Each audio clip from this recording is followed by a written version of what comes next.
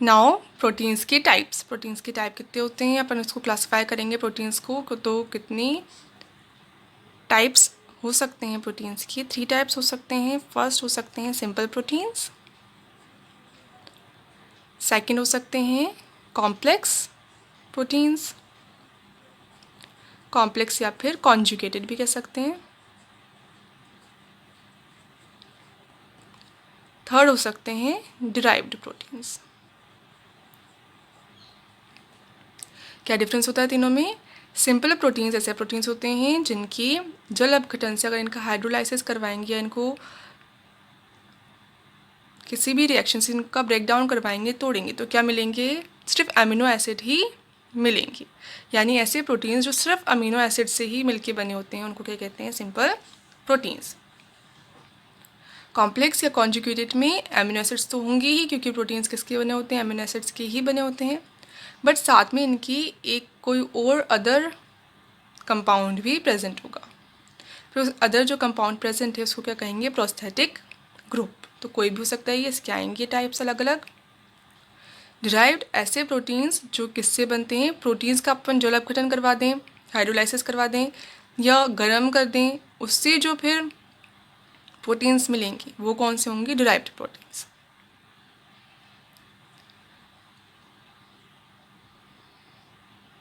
ये तो simple proteins में तो क्या होगा? कंप्लीट अपन अगर जल अपघटन करवा रहे हैं तब जाके अमीनो एसिड्स मिलेंगे एट द एंड, पर जस्ट अगर अपन ने करवाया ही, पूरा कंप्लीट नहीं हुआ, उसके बाद जो मिलेंगे वो किस में आएंगे? डिराइव्ड में आएंगे। नाउ सिंपल, सिंपल में भी फिर अलग अलग टाइप्स होते हैं। कौन कौन से होते हैं? 2 टाइप्स होंगे। फर्स्ट सिंपल के अंदर ग्लोबुलर,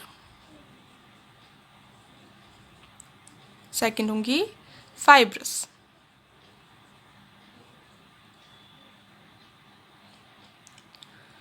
ग्लोबुलर में क्या होगा? इनका स्ट्रक्चर कैसा होगा? राउंड होगा, शेप कैसा होगा? राउंड होगा। और फाइब्रस में कैसा होगा? फिलामेंट जैसा होगा। अब गोल कैसे होगा, राउंड कैसे होगा? होते तो फाइबर ही, अमीनो एसिड की चेन ही होती है, पर कैसे हो जाए वो? बहुत ज़्यादा कोइल्ड हो जाए, फोल्ड हो जाए, फोल्ड हो जाए या फिर कुंडित हो जाए, और कैसे बना ले स्ट्रक्चर? राउंड स्ट्रक्चर बना ले, तब उसको कहेंगे ग्लोबुलर। और नहीं वो सिर्फ चेन की फॉर्म में ही रहे, तब क्या कहेंगे उसको? फाइब्रस। अब ये कैसे होते हैं? जो ग्लोबुलर प्रोटीन होते हैं वो वाटर में या सॉल्ट्स में, एसिड में, बेस में सॉल्युबल होते हैं, घुल जाते हैं।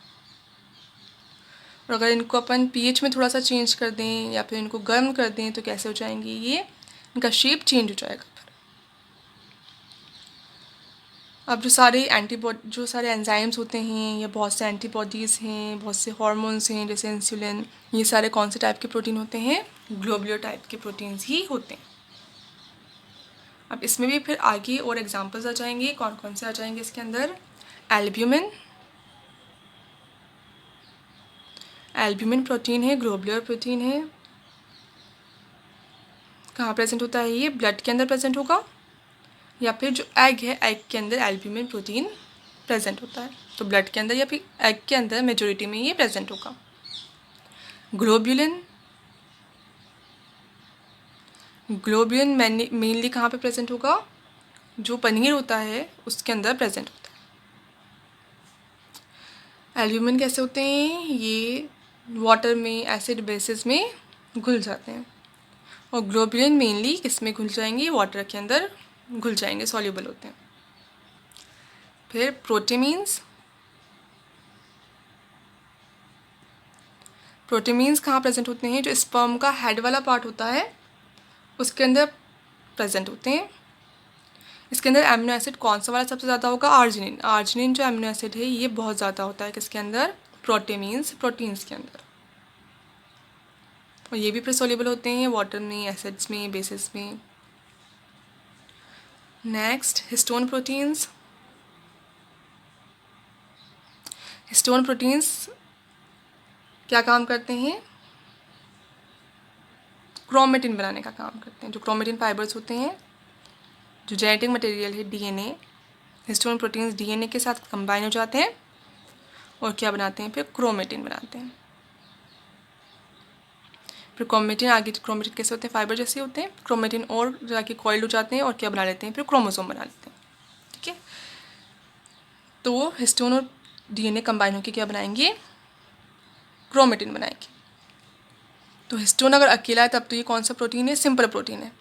पर जब ये डीएनए के साथ कंबाइन होकर क्या बना देगा, क्रोमेटिन बना देगा, तब इसको क्या कहेंगे, कॉम्प्लेक्स, क्योंकि क्या आ गया इसके अंदर, प्रोस्थेटिक ग्रुप डीएनए आ गया।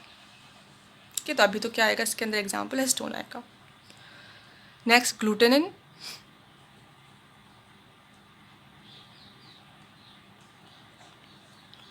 ग्लूटेनिन किस में प्रेजेंट होता है, मेनली जो गेहूँ है, गेहूँ में प्रेजेंट होगा।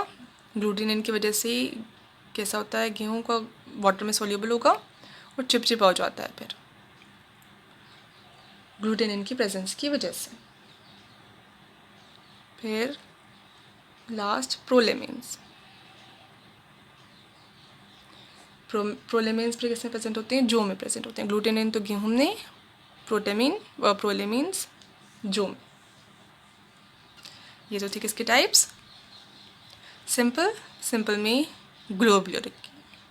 सिंपल की 2 टाइप्स, ग्लोब्यूलर एंड फाइब्रस। तो ग्लोब्यूलर के कितने टाइप्स हो गए, एग्जाम्पल्स हो गए, बहुत से होते हैं और ये मेन एग्जाम्पल्स हैं, albumin, globulin, प्रोटेमीन्स, histone, glutenin, प्रोलेमिन्स।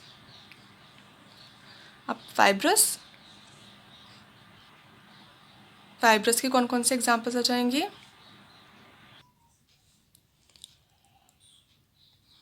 Fibrous में आ जाएंगी कोलेजन एंड इलास्टिन,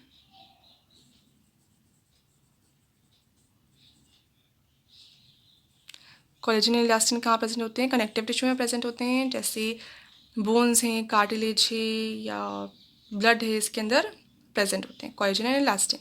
तो ये कैसे होते हैं, फाइबर्स लाइक होते हैं।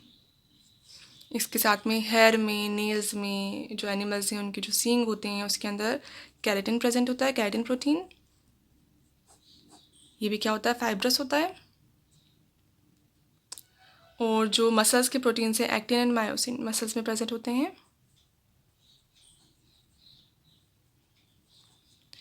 ये भी किसके टाइप हो जाएंगे, फाइब्रस की। तो फाइबर्स कैसे होते हैं, फाइबर लाइक होते हैं और इंसोल्यूबल होते हैं, घुलते नहीं हैं। अब आ गए, ये तो थे सिंपल प्रोटीन्स जिसमें सिर्फ एमिनो एसिड्स ही प्रेजेंट थे। अब आ जाएंगे कॉम्प्लेक्स और कॉन्जुगेटेड प्रोटीन्स।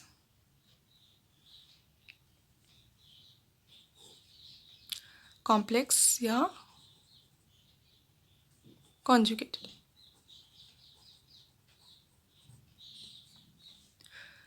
अब इसमें जो एक तो क्या होगा, प्रोटीन होगा जो एमिनो एसिड्स की चेन है, प्लस इसके अंदर एक प्रोस्थेटिक ग्रुप होगा। प्रोस्थेटिक ग्रुप में कुछ भी प्रेजेंट हो सकता है, तो इसके भी अलग अलग टाइप्स होंगी। Chromoprotein,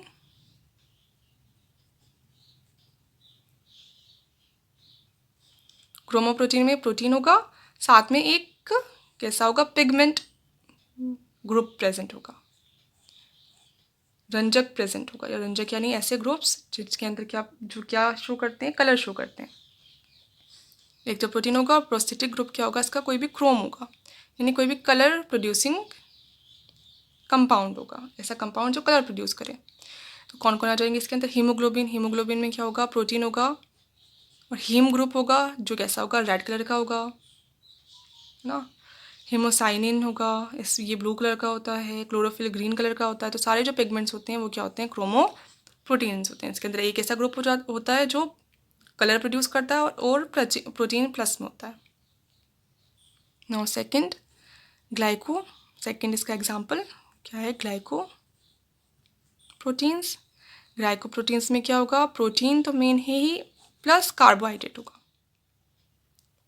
nucleo protein next example. Nucleo protein में भी प्रोटीन तो होगा, साथ में क्या होगा, nucleic acid. Nucleic acid mainly कौन सा होगा, डीएनए। तो जो हिस्टोन थे डीएनए के साथ मिलकर क्या बना रहे थे, क्रोमेटिन। तो क्रोमेटिन क्या है, न्यूक्लियो प्रोटीन ही है। Next lipoprotein.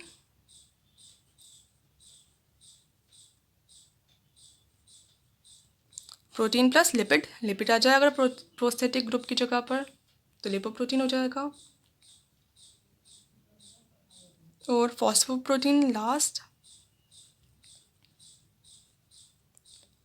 फॉस्फोप्रोटीन में प्रोटीन प्लस फॉस्फेट ग्रुप आ जाएगा। तो अगर प्रोटीन के साथ कोई भी एक्स्ट्रा ग्रुप प्रेजेंट है तो वो होगा प्रोस्थेटिक ग्रुप, फिर उस प्रोटीन को क्या कहेंगे, कॉम्प्लेक्स या कॉन्जुगेटेड प्रोटीन। अब third type, last type, complex derived proteins, third type.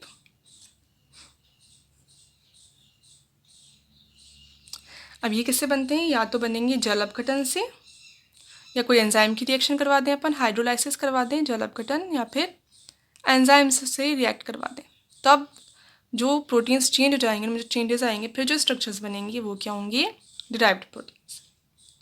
यहाँ पे इसको अपन गर्म कर दें, हीट कर दें, तब भी जो स्ट्रक्चर्स बनेंगी, जो प्रोटीन्स में चेंज आके स्ट्रक्चर्स बनेंगी वो होंगी डिराइव्ड प्रोटीन्स। तो ये भी टू टाइप्स के हो सकते हैं डिराइव्ड प्रोटीन्स। हाइड्रोलाइसिस या एंजाइम रिएक्शन से जो बनेंगे वो तो होंगे मेटा प्रोटीन्स, और हीट करने पे बनेंगे वो होंगे स्कंदित प्रोटीन, ये कोआगुलेटेड प्रोटीन्स। मेटा प्रोटीन्स के एग्जांपल्स आ जाएंगे प्रोटीजेस एंड पेंटोन्स, आया है पहले भी नोट्स में, पेंटोन्स की जगह पर लिखा हुआ है पेंटोजेस, तो पेंटोजेस भी ठीक है, बाकी उसको कर लेना पेंटोज ही कर लेना, ठीक है।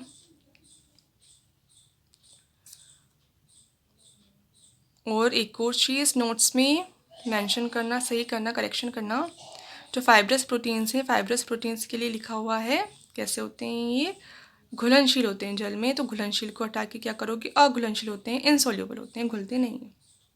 तो ये करेक्शन कर देना दो, एक तो करना पेंटोजेस की जगह पेंटोन्स, एक करना घुलनशील की जगह अघुलनशील फाइब्रस प्रोटीन्स के अंदर।